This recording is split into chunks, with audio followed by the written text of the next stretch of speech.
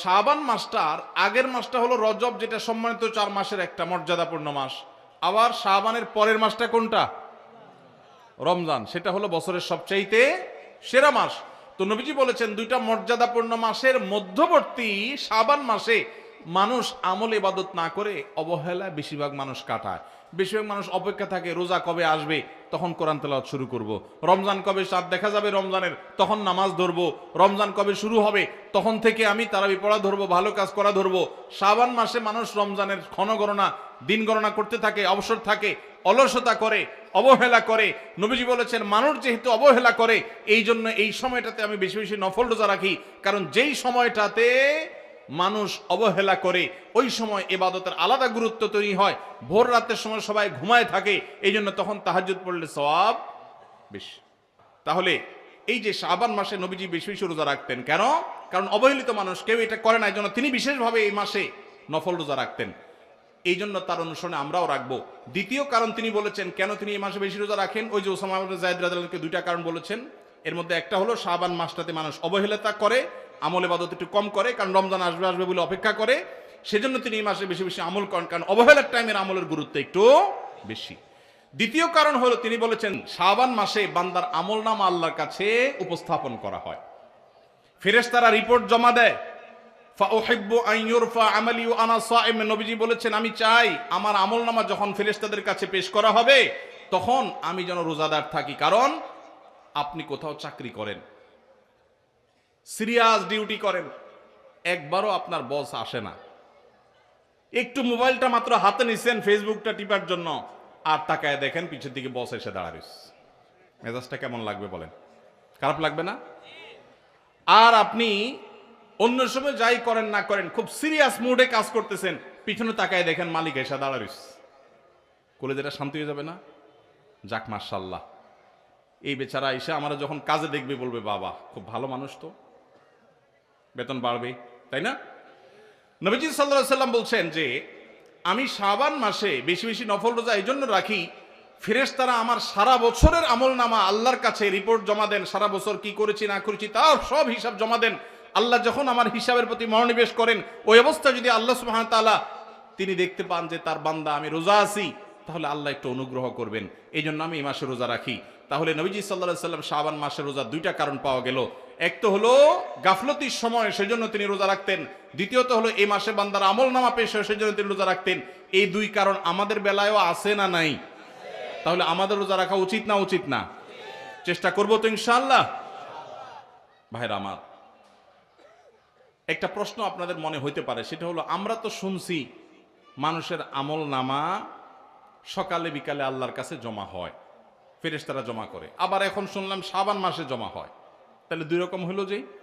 এর উত্তর হলো আল্লাহ রাব্বুল আলামিনের কাছে আল্লাহর ফেরেশতারা মানুষের আমলনামাকে 3 ধাপে, 3 স্তরে, 3টা লেয়ারে, 3টা সময়ে আলাদা আলাদা ভাবে উপস্থাপন করে।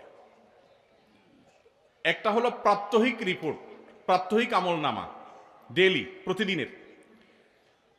প্রতিদিনের আমলনামা সকাল এবং সন্ধ্যায়। সারা রাত আপনি কি করেছেন, ওয়াজ শুনেছেন না গান শুনেছেন, ভালো কাজ করেছেন না মন্দ কাজ করেছেন, সারা রাতে কি করেছেন, প্রত্যেকটা মানুষের হিসাব আল্লাহ রাব্বুল আলামিনের কাছে প্রত্যেকটা ভোরে ওই রাতের ডিউটি থাকা ফেরেশতারা জমা দেন। আবার সারাদিন আমরা যা করি না করি সন্ধ্যায় সারাদিনের ডিউটিতে রত ফেরেশতারা আল্লাহর কাছে জমা দেন। তাহলে বান্দার আমলনামা, বান্দার রিপোর্ট জমা দেওয়া হয় একটা হলো প্রাত্যহিক, প্রতিদিন। সেটা কখন? সকাল এবং সন্ধ্যা। বান্দার আমলনামা জমা দেওয়া হয় আরেকটা লেয়ারে, সেটা হলো প্রত্যেক সপ্তাহে 2 দিন, সোমবার এবং বৃহস্পতিবার। নবীজি সাল্লাল্লাহু আলাইহি ওয়াসাল্লাম যেন সোমবার বৃহস্পতিবার রোজা রাখতেন, কারণ সোমবার এবং বৃহস্পতিবার বান্দার আমলনামা ফেরেশতারা আল্লাহর কাছে পেশ করেন। তাহলে একটা হলো ডেইলি আমলনামা পেশ, সেটা সকাল সন্ধ্যা। একটা হলো সাপ্তাহিক আমলনামা পেশ, সেটা হলো সোম বৃহস্পতি। আর একটা হলো বার্ষিক রিপোর্ট পেশ, সেটা কখন? শাবান মাস।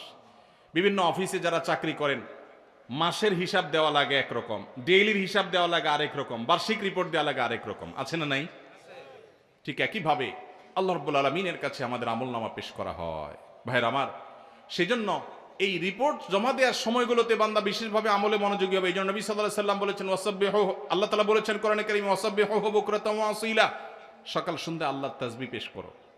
নবীজি সাল্লাল্লাহু আলাইহি সাল্লাম সকাল সন্ধ্যা বিশেষ তাসবিহ পেশ করতেন, জিকির আজকার করতেন, দোয়া করতেন, আমল করতেন, কারণ ওই যে আমল জমা দেওয়া হয়, আমল নামা জমা দেওয়া হয়। আবার সোমবার বৃহস্পতিবার রোজা রাখতেন, কারণ আমল নামা জমা দেওয়া হয়। আবার শাবান মাসে বেশি রোজা রাখতেন, কারণ আমল নামা জমা দেওয়া হয়। তাহলে আমল নামা জমা দেওয়ার তিনটা লেয়ার আছে, মনে থাকবে তো ইনশাআল্লাহ ভাইরা আমার। এছাড়াও শাবান মাসে বেশি বেশি নফল রোজার আরেকটা কারণ আছে, সেটা হলো ইস্তেহাদি, সেটা হাদিস দ্বারা না প্রমাণিত না, সেটা বিভিন্ন মুহাদ্দিসগণ, ওলামা একরাম, স্কলারগণ বলেছেন। সেটা হলো হঠাৎ করে রমজানের রোজা যদি রাখা শুরু করেন, সারা বছর এক রকমের খাদ্য অভ্যাস, সকাল দুপুর রাতে খেয়ে, এখন হঠাৎ করে অভ্যাসটা চেঞ্জ হয়ে যাবে, ইফতার এবং রাতে সাহারি খাবেন আর সারাদিন না খেয়ে থাকবেন। হঠাৎ করে 30 দিনের রোজা রাখতে গিয়ে আপনার কষ্ট হয় কিনা, অভ্যাসটা আগে থেকে যেন হয়, সেজন্য শাবান মাস থেকে কিছু কিছু নফল রোজা রাখতে হয়। এটা হলো ওয়ার্ম আপ, রিহার্সেল, প্রস্তুতিমূলক রোজা। এই জন্য ভাই এই শাবান মাসে বেশি বেশি রোজা রাখবেন তো ইনশাআল্লাহ। পুরো মাসের প্রথম 15 দিন 20 দিন রোজা রাখার তৌফিক যদি নাও হয়, অন্তত একটা রোজা হইলেও নবীজির সুন্নাত আমল করতে গিয়ে আমরা কারা কারা করবো একটু হাত তুলে দেখি। একটা হইলেও রাখবেন ইনশাআল্লাহ, নিয়ত করছেন তো ইনশাআল্লাহ। সবে বরাতেরটা না, ওইটা বাদে একটা হইলেও রাখবেন, নিয়ত করছেন তো ইনশাআল্লাহ। আল্লাহ আমাদের সবাইকে আমল করার তৌফিক দান করুন। এই আমলটা যদি আপনারা করেন ভাইরা, হারিয়ে গেছে সমাজে, আলোচনা নাই, সেজন্য আমি আলোচনা করলাম। বিলুপ্ত হওয়া আমলগুলোর একটা শাবান মাসে বেশি বেশি নফল রোজা। চর্চা নাই, আমল নাই, আলাপ নাই, মানুষ ভুলে গেছে। আপনারা যে ঘরে ঘরে রাখেন, মানুষ জানবে, সুন্নাহটা জিন্দা হবে, ঘরে ঘরে আমলটা শুরু হবে। আপনি অন্য মানুষকে বলবেন একই কথা, তাকে উদ্বুদ্ধ করবেন, তাহলে নবী সাল্লাল্লাহু আলাইহি সাল্লামের ওই হাদিসের ফজিলত পাবেন। আপনি মৃত সুন্নতকে জিন্দা করলেন, সেই সওয়াবটা পাবেন। চেষ্টা করা যাবে তো ইনশাআল্লাহ। তো এই মাহফিল থেকে আমি সামারি করছি, কথা তো অনেকই বললাম। দুটি জিনিস অন্তত আমরা সবাই সংকল্প করে নিয়ত করে যাব। মা বোনরা যারা শুনছেন, আপনারা যারা শুনছেন, সবাইকে বলছি, একটা হলো আজানের জবাব দেওয়ার কথা বলেছি, আর একটা হলো শাবান মাসে বেশি বেশি নফল রোজা রাখার প্রকার। 2টা 4টা 6টা ভাইরা আমার, রোজা রাখলে মরে যাবেন না, মনে হয় যে সারাদিন না খায় কেমনে থাকবো। যারা নিয়মিত নফল রোজা রাখেন তারা জান পানির মতো সোজা, কোনো ব্যাপার না, আল্লাহর রহমত। একটু চেষ্টা করলেই হয়, একটু হিম্মত করলেই হয়। চেষ্টা করা যাবে তো ইনশাআল্লাহ, নিয়ত করা যাবে তো ইনশাআল্লাহ। আল্লাহ আমাদের সবাইকে আমলের তৌফিক দান। শাবান মাসটার আগের মাসটা হলো রজব, যেটা সম্মানিত 4 মাসের একটা মর্যাদাপূর্ণ মাস। আবার শাবানের পরের মাসটা কোনটা? রমজান, সেটা হলো বছরের সবচাইতে সেরা মাস। তো নবীজি বলেছেন 2টা মর্যাদাপূর্ণ মাসের মধ্যবর্তী শাবান মাসে মানুষ আমল ইবাদত না করে অবহেলায় বেশিরভাগ মানুষ কাটায়। বেশিরভাগ মানুষ অপেক্ষা থাকে রোজা কবে আসবে, তখন কোরআন তেলাওয়াত শুরু করব। রমজান কবে চাঁদ দেখা যাবে রমজানের, তখন নামাজ ধরবো। রমজান কবে শুরু হবে, তখন থেকে আমি তারাবি পড়া ধরবো, ভালো কাজ করা ধরবো। শাবান মাসে মানুষ রমজানের ক্ষণ গণনা, দিন গণনা করতে থাকে, অবসর থাকে, অলসতা করে, অবহেলা করে। নবীজি বলেছেন মানুষ যেহেতু অবহেলা করে, এই জন্য এই সময়টাতে আমি বেশি বেশি নফল রোজা রাখি। কারণ যেই সময়টাতে মানুষ অবহেলা করে, ওই সময় ইবাদতের আলাদা গুরুত্ব তৈরি হয়। ভোর রাতের সময় সবাই ঘুমায় থাকে, এই জন্য তখন তাহাজ্জুদ পড়লে সওয়াব বেশি। তাহলে এই যে শাবান মাসে নবীজি বেশি বেশি রোজা রাখতেন, কেন? কারণ অবহেলিত মানুষ কেউ এটা করে না, এই জন্য তিনি বিশেষভাবে এই মাসে নফল রোজা রাখতেন। এই জন্য তার অনুসরণে আমরাও রাখবো। দ্বিতীয় কারণ তিনি বলেছেন কেন তিনি এই মাসে বেশি রোজা রাখেন, ওই যে উসামা ইবনে যায়েদ রাদিয়াল্লাহু আনহুকে 2টা কারণ বলেছেন। এর মধ্যে একটা হলো শাবান মাসটাতে মানুষ অবহেলিতা করে, আমল ইবাদত একটু কম করে, কারণ রমজান আসবে আসবে বলে অপেক্ষা করে, সেজন্য তিনি এই মাসে বেশি বেশি আমল করেন, কারণ অবহেলার টাইমের আমলের গুরুত্ব একটু বেশি। দ্বিতীয় কারণ হলো তিনি বলেছেন শাবান মাসে বান্দার আমলনামা আল্লাহর কাছে উপস্থাপন করা হয়, ফেরেশতারা রিপোর্ট জমা দেয়। ফাউহিব্বু আন ইউরফা আমালি ওয়া আনা সাইম, নবীজি বলেছেন আমি চাই আমার আমলনামা যখন ফেরেশতাদের কাছে পেশ করা হবে, তখন আমি যেন রোজাদার থাকি। কারণ আপনি কোথাও চাকরি করেন, সিরিয়াস ডিউটি করেন, একবারও আপনার বস আসে না, একটু মোবাইলটা মাত্র হাতে নিছেন ফেসবুকটা টিপার জন্য, আর তাকায় দেখেন পিছের দিকে বস এসে দাঁড়ায়, মেজাজটা কেমন লাগবে বলেন? খারাপ লাগবে না? আর আপনি অন্য সময় যাই করেন না করেন, খুব সিরিয়াস মুডে কাজ করতেছেন, পিছনে তাকায় দেখেন মালিক এসে দাঁড়ায়, কলেজেটা শান্তি হয়ে যাবে না? যাক মাশাআল্লাহ, এই বেচারা এসে আমরা যখন কাজে দেখবে বলবে বাবা খুব ভালো মানুষ, তো বেতন বাড়বে, তাই না? নবীজি সাল্লাল্লাহু আলাইহি সাল্লাম বলছেন যে আমি শাবান মাসে বেশি বেশি নফল রোজা এই জন্য রাখি, ফেরেশতারা আমার সারা বছরের আমলনামা আল্লাহর কাছে রিপোর্ট জমা দেন, সারা বছর কি করেছি না করেছি তার সব হিসাব জমা দেন। আল্লাহ যখন আমার হিসাবের প্রতি মনোনিবেশ করেন, ওই অবস্থা যদি আল্লাহ সুবহানাহু ওয়া তাআলা তিনি দেখতে পান যে তার বান্দা আমি রোজা আছি, তাহলে আল্লাহ একটু অনুগ্রহ করবেন। এই জন্য আমি এই মাসে রোজা রাখি। তাহলে নবীজি সাল্লাল্লাহু আলাইহি সাল্লাম শাবান মাসে রোজা দুইটা কারণ পাওয়া গেল। এক তো হলো গাফলতির সময়, সেজন্য তিনি রোজা রাখতেন। দ্বিতীয়ত হলো এই মাসে বান্দার আমল নামা পেশ হয়, সেজন্য তিনি রোজা রাখতেন। এই দুই কারণ আমাদের বেলায়ও আছে না নাই? তাহলে আমাদের রোজা রাখা উচিত না উচিত না? চেষ্টা করবো তো ইনশাআল্লাহ।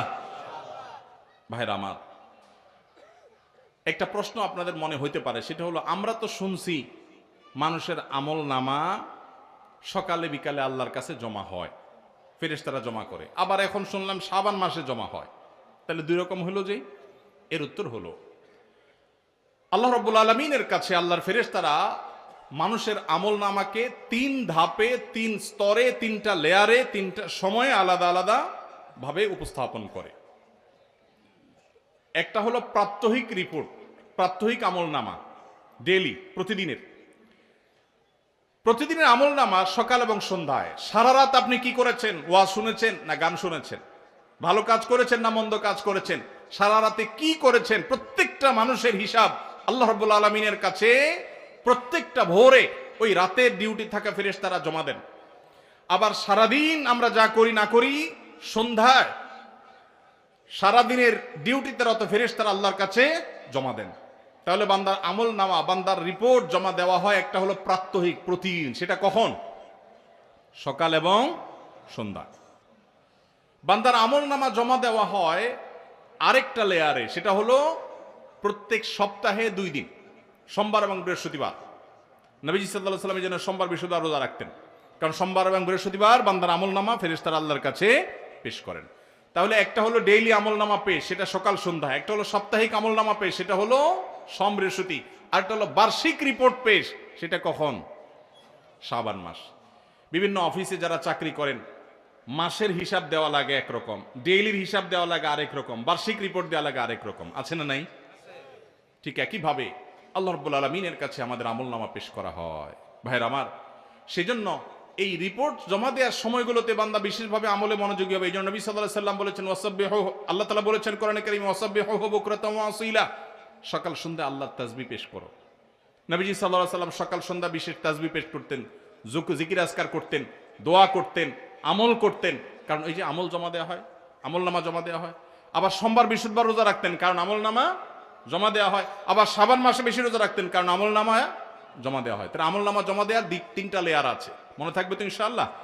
ভাইরা আমার, এছাড়াও শাবান মাসে বেশি বেশি নফল রোজার আরেকটা কারণ আছে, সেটা হলো ইজতিহাদি। সেটা হাদিস দ্বারা না, প্রমাণিত না, সেটা বিভিন্ন মুহাদ্দিসগণ, ওলামা একরাম, স্কলারগণ বলেছেন। সেটা হলো হঠাৎ করে রমজানের রোজা যদি রাখা শুরু করেন, সারা বছর এক রকমের খাদ্য অভ্যাস, সকাল দুপুর রাতে খেয়ে, এখন হঠাৎ করে অভ্যাসটা চেঞ্জ হয়ে যাবে, ইফতার এবং রাতে সাহারি খাবেন আর সারাদিন না খেয়ে থাকবেন।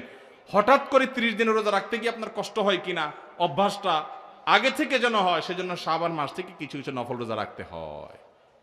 এটা হলো ওয়ার্ম আপ, রিহার্সেল, প্রস্তুতিমূলক রোজা। এই জন্য ভাই, এই শাবান মাসে বেশি বেশি রোজা রাখবেন তো ইনশাআল্লাহ।